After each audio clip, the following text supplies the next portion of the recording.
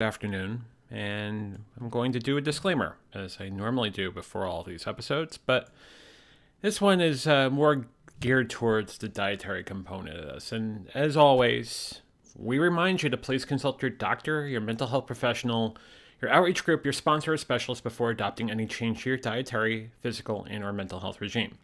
It is also worth noting that I am not a nutritionist. I am not a dietitian. I am someone who has gone through this struggle 3 times in his life, losing 200 plus pounds each of those 3 times. We're going to talk about that story tonight. But before I do that, I'm going to give you the traditional disclaimer in that if you are looking for options with respect to mental health, contact SAMHSA, the Substance Abuse and Mental Health Services Administration, 1-800-662-HELP. It's 1-800-662-4357.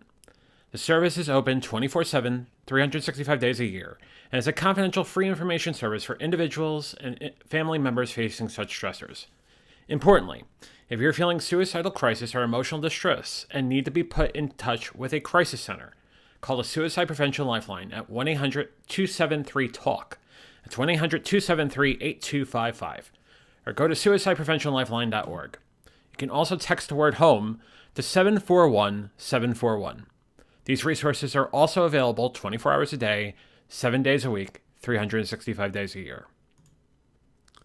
And then also very important, and I feel like I will talk about this as we continue doing the program and past that, is about multiple sclerosis.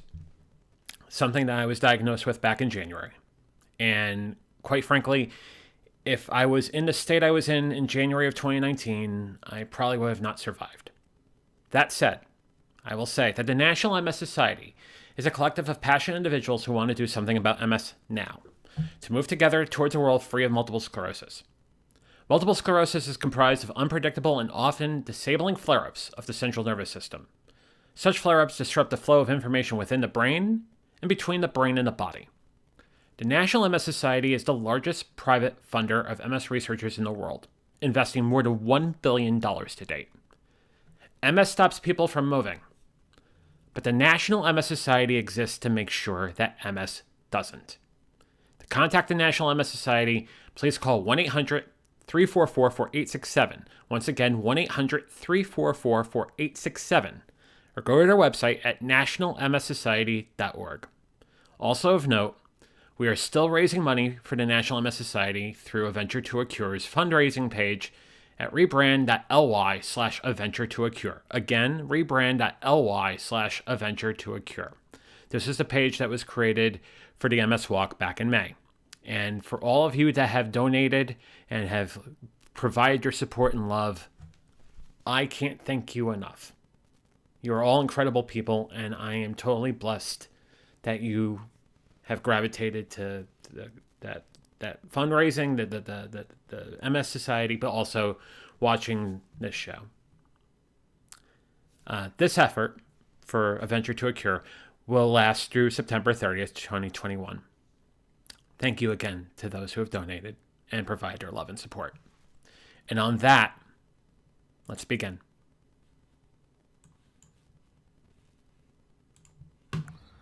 On this 850th day of me tracking food, it's time for me to have a conversation about what was going on upstairs before I started going down the process of fixing the diet and adding exercise.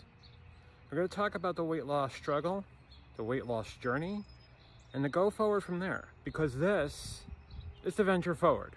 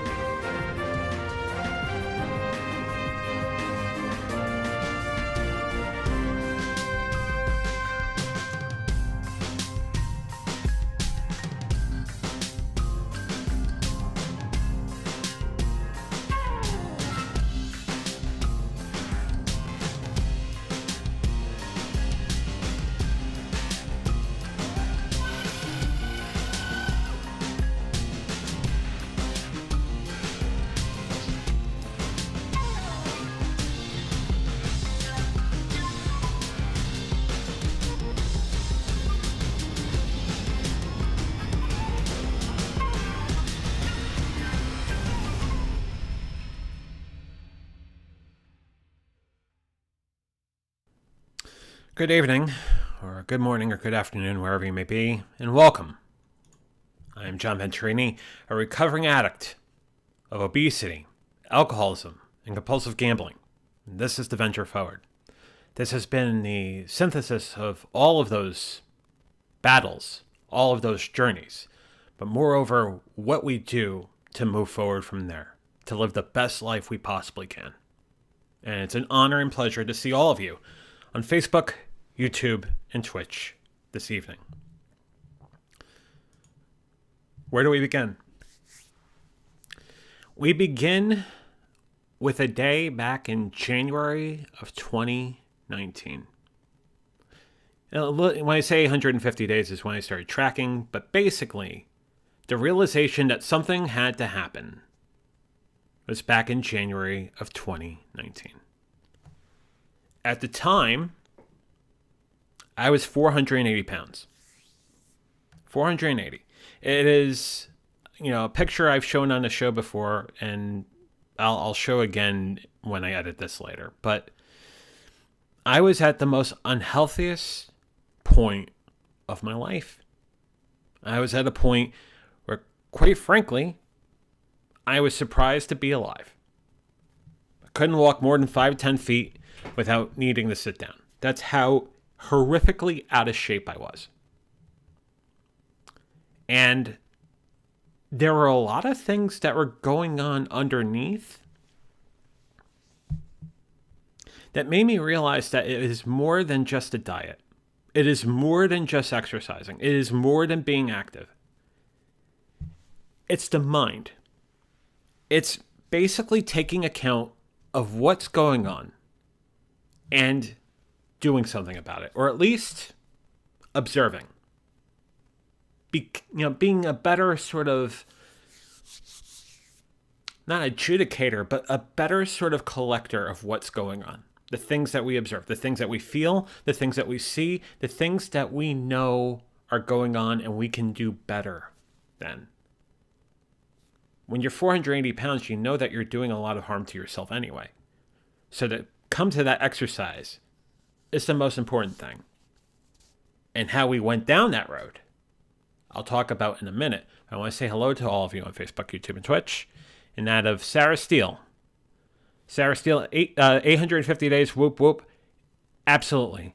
Whoop, whoop. It is, I am absolutely amazed that it has been this sort of journey. The fact that I've been able to hold on to this for that long. I have lost the weight twice before, just to gain it back and then some. And we'll talk about that too. Paul from across the ocean, as they say, Weba. How are you? I hope you're doing well this evening. It's still evening, this morning. Hope you're doing okay. Sue, good evening to you. Glad to see you. And Rocco, a wonderful evening to you. So, I've been down this road twice before. I started dieting back in 2001. I was working for a defense contractor up in Connecticut. And I, at the time, was at 425. This was prior to 9/11, back in 2001. And my health wasn't the greatest. And I had some dear friends at my work say, hey, you want to go to the gym? Or hey, you want to hang out and do some active things instead of, I don't know, sit at a bar. Or do things that are not active, that are not physical. I'm trying to make ourselves better. And then 9/11 took place. And like everybody else in this country, in the world for that matter, our lives changed. And I would be a liar to say I wasn't laying in the fetal position for the next day and a half after that. And I worked for a defense contractor. So I know I had to do something. I knew I had to fix this. So the next month, I started going to the gym. In addition to a reduced caloric intake, as far as basically watching what I'm eating, tracking what I'm eating, being very, very hardcore and diligent about it. I look back at it now. There were days back in 2001 when I was first starting that I was only eating 800, 900 calories. No joke. Cans of tuna. Small cans of tuna. I'm not a nutritionist. I'm not a dietitian. And I'm not saying that that's going to work for anybody or everyone, right? Consult your doctor, by all means. But that's what I did back 20 years ago. What did it get me?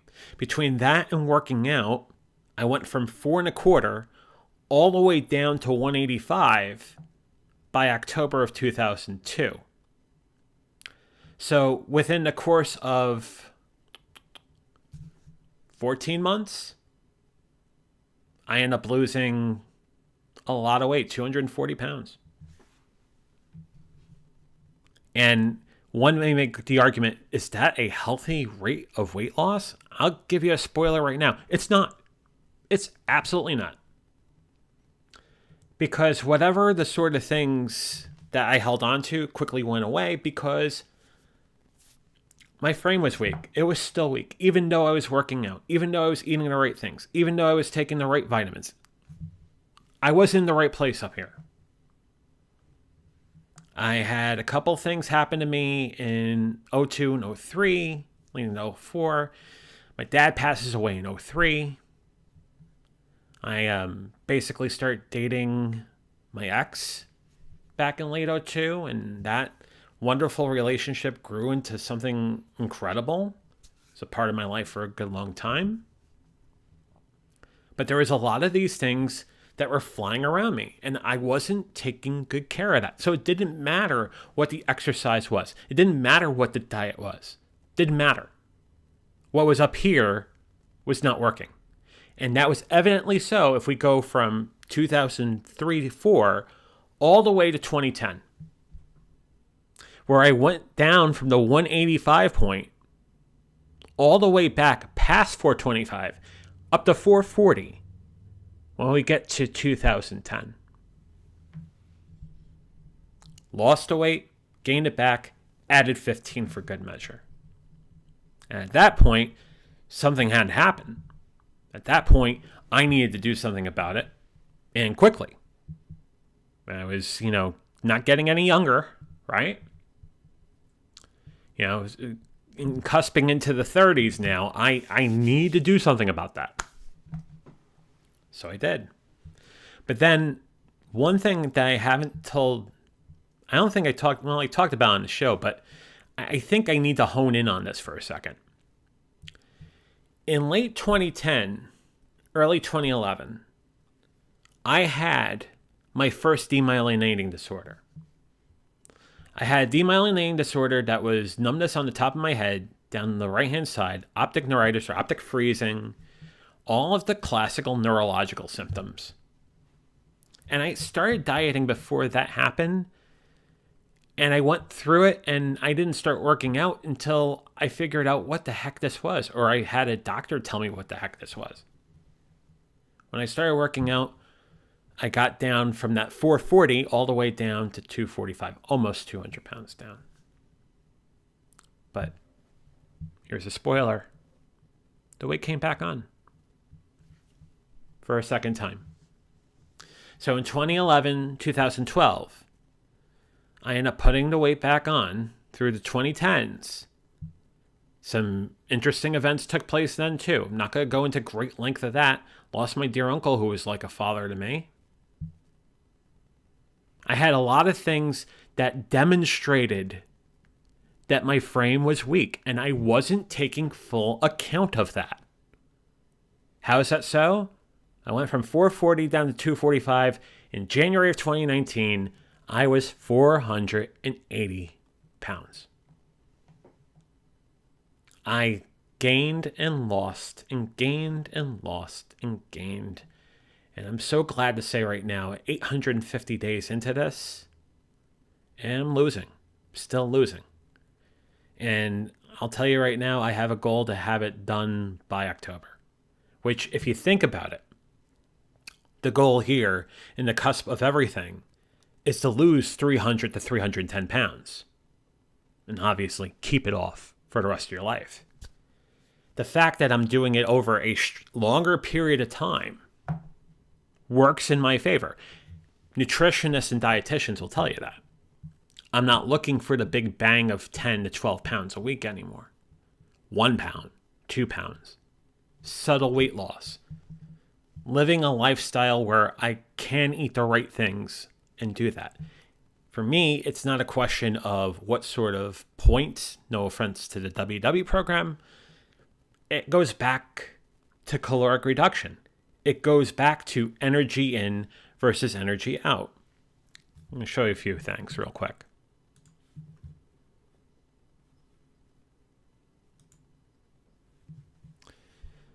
Calorie is a unit of energy that's defined as the amount of heat needed to raise the temperature of a quantity of water by 1 degree. It has been the crux of nutrition, as far as I know, and as far as many years. Now, granted, there is a metric version in a kilojoule, and there's the American version as far as a flat calorie, but at the end of the day, we go back to the calorie because it talks about our metabolic reaction.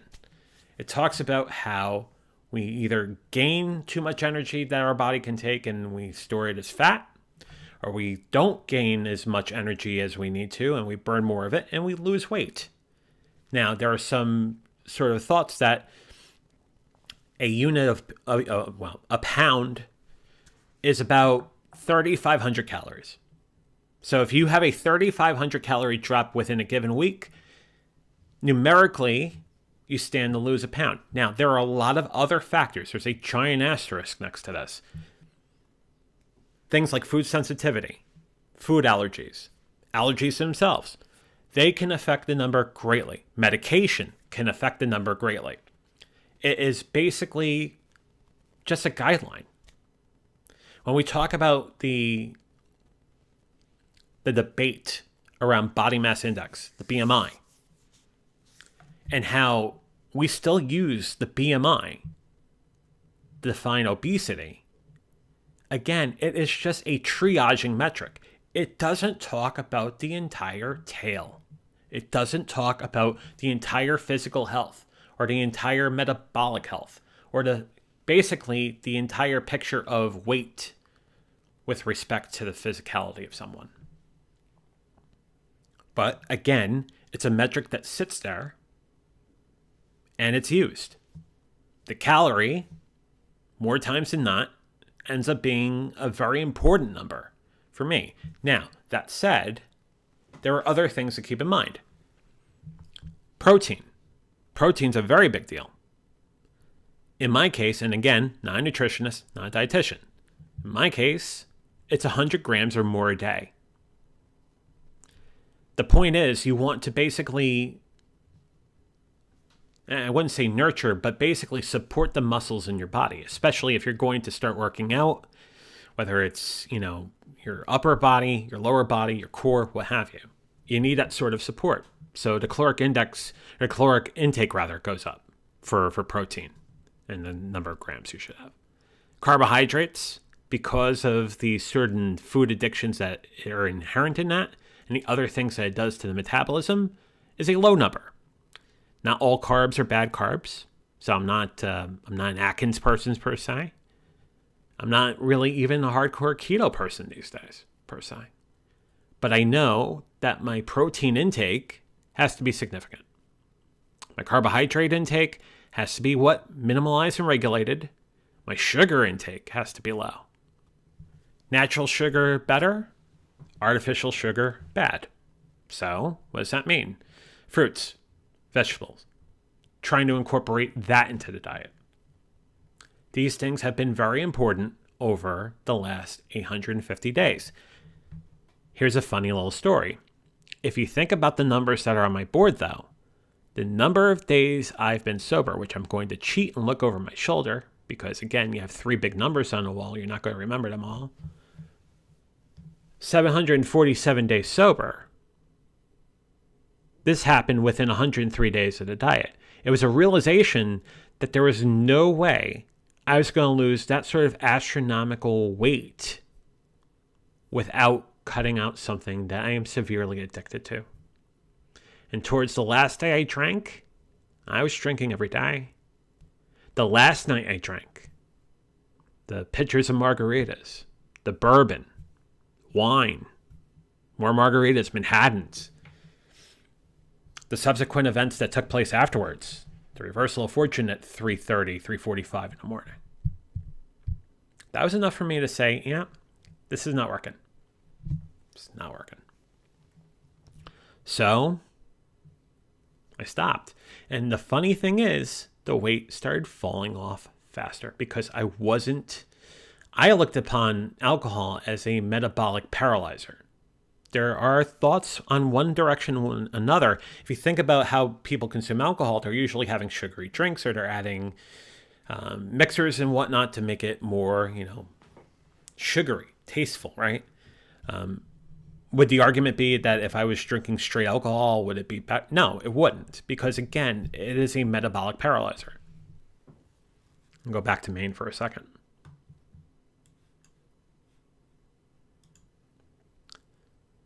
If I'm going to do something that concerted to help myself and fix myself, to fix my health, after making wrong on that twice, why the heck would I drink?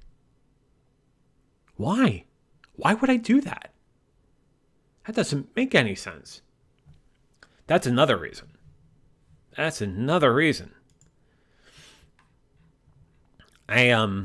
For the sake of some of the people that like math in the room, I'm going to go back to my browser for a second. This is how you calculate your basal metabolic rate, right?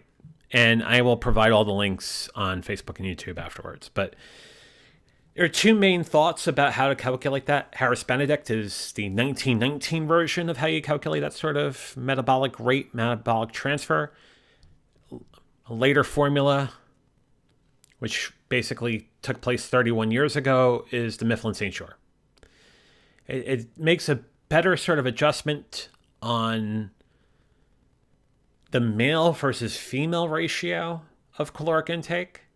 And I find that the Mifflin-St. Jeor, out of all the formulas that are on that page, is the best one. The program that I use, that I'm a loyal user of, and that of Lose It, uses the Mifflin-St. Jeor.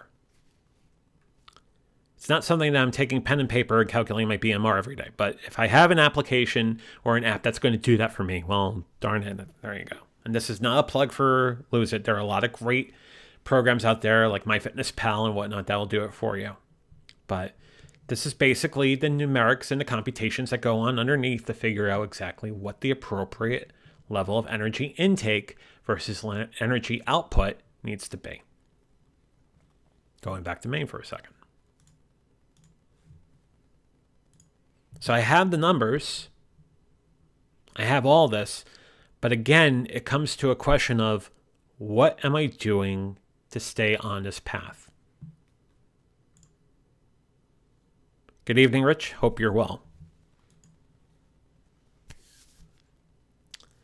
And that's where the journaling comes in. That's where the meditation comes in. That's using things like Day One and Headspace and other meditation apps and whatnot to get my mind to a better focused place. Because I'm not going to go to a place where I'm going to let everything eat at me. Very bad choice of verb, I know. But in essence, I had things that were weakening my frame. We talk about interpersonal relationships. Yeah, that's one of them. That's why we did a couple shows on it this year rather. So I have to keep myself in the best check I can be. We use the adage we've thrown on this show at least a dozen times. If you're on an airplane and the cabin pressure goes out and the masks fall, who do you cover? You cover yourself first, and then you worry about the rest of the row. You want to be able to make sure you can breathe. In this case, you want to be able to make sure you can live.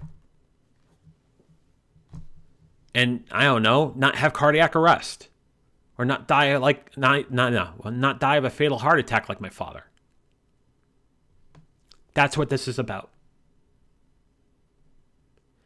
I'm a bit emotional about this because Father's Day is Sunday. And we talked about how much my dad played a role in my life. when we talked about them last month. And I certainly don't want to end up like that. I don't want to have a severe cardiac arrest or a severe heart attack. I also want my health to be the best I can be, because I know that when everything's working right, I can provide so much for people. I can do things like provide my sort of inference of things, my sort of thoughts, and talk about my story. If my health isn't in a good place, I can't do that. If my health is not in a good place, I'm not a great employee, I'm not a great consultant, I'm not a great whatever. Because eventually, it's going to kill me. So when we talk about the weight loss portion of the journey, it's very much important. Not more important than the sobriety, not more important than not gambling anymore. But it's really important. I haven't been this skinny since 2003. Let that sink in for a second. And that's going through a second round and losing the weight, getting down to 245. I haven't been this skinny since 2003. Sure as heck, I'm not going to gain that weight again. I got too much on the line now. If you want to throw in the MS now, you want to throw in the fact that I have a very much an autoimmune disorder, and a very 1 million plus people have in the United States, that not everybody has it the same way. If you ask the million people, they all have different symptoms, different forms of MS. I cannot be that size ever again. The fact that I'm sitting right now is a miracle. So, let me go to something really important here, and I'll go over to this. This is a bit deceiving because there was a couple of things that happened over the last 6 months as far as calculations concerned that I want to talk about real quick.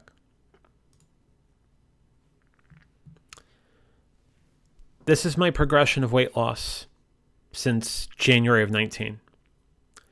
For the longest time, I was assuming that there was about 10 pounds of skin on me. So there was a good period of time in that graph where I was deducting 10 off of what the scale actually said. In January, when I had the MS diagnosis and I had the Solu-Medrol drip, the 5 days, if you remember that, I made a point to say, okay, I'm not doing the 10-pound sort of allowance anymore. Whatever it is, because certainly second half of this year, I'm looking to remove some of the extra skin by tuck or whatnot. Staying accountable, staying true to myself is the most important thing. And that's the only way I can be where I am right now as far as the weight loss. I'm fortunate that it hasn't been anything. Well, it's been something, but I'm fortunate that it hasn't been something that it's more than the weight loss itself, or the not gambling or the not drinking or whatnot. There are a lot of folks that I got to know in the last year that are battling so much, other addictions, other things. And all I could do is provide my support and my love for them and hope they're doing the best thing they can for them. When we battle multiple things at the same time, it may look like a daunting task, but when we start building momentum and we start figuring out why we're doing it, and we start talking about the things like the codependency and the co-addiction and other factors, it's doable. It's absolutely doable. It's not impossible. It takes a lot of work, but it's doable. So whether your progress is to do something like caloric reduction and use something like Lose It, or MyFitnessPal, or go on WW, or do any of the major weight loss programs in this country, or do something like my dear friend did and do bariatric surgery. The fact that you're going down that road is better than not doing anything about it. The fact that you're addressing the things that are holding you back is the best thing you could possibly do. Whether it's a question of weight loss and obesity, whether it's a question of sobriety and alcoholism, whether it's a question of compulsive gambling and gambling addiction, and a whole sort of other addictions that are out there. A step in the right direction is to address it and work it. It's any 12-step program, the first step is always admitting you have a problem. Well, barely walking through Raleigh-Durham Airport in January of 2019 was a problem and then some. What transpired 30 months after is this. And I have to say this. I can't sum up this story without thanking all of you. Most of you I've gotten to know over the last year through the wonder of the Backstreet Boys reunion tour, which I still won't call it the thing that had us home and in quarantine. But I got to meet some really amazing people. And knowing that I have you has done so much for me. And I am beyond thankful. Very much so. That said, we're not doing a Venture Forward on Thursday, but we will be doing a VF Talks on Friday at 5:15 Eastern, 2:15 Pacific. In the meantime, if you have any questions about my weight loss journey, I will be adding information to the Facebook and YouTube post about exactly some of the particulars about all this. But if you have any questions, don't hesitate to email me. You can email me at theventureforward@gmail.com. I would love to hear from you because we're all in this together, right? Whatever it is, whether it is weight loss or sobriety or compulsive gambling or whatever, we are all in this together. So if you ever have any questions or you ever need just someone to talk to or someone to listen or whatever, email me. I'm always here. Couple more comments, or one more comment. Sue says, because we have you, thank you, love you, venture forward. Sue, thank you. Thank all of you. We are venturing forward, aren't we? And until Friday night, when we're back for VF Talks at 5:15 Eastern, 2:15 Pacific, I will say the same thing I say at the end of every Venture Forward. Stay safe, stay sane, stay strong, stay sober. You're worth it. I'll see you Friday night at 5:15 Eastern, 2:15 Pacific. Have a great night.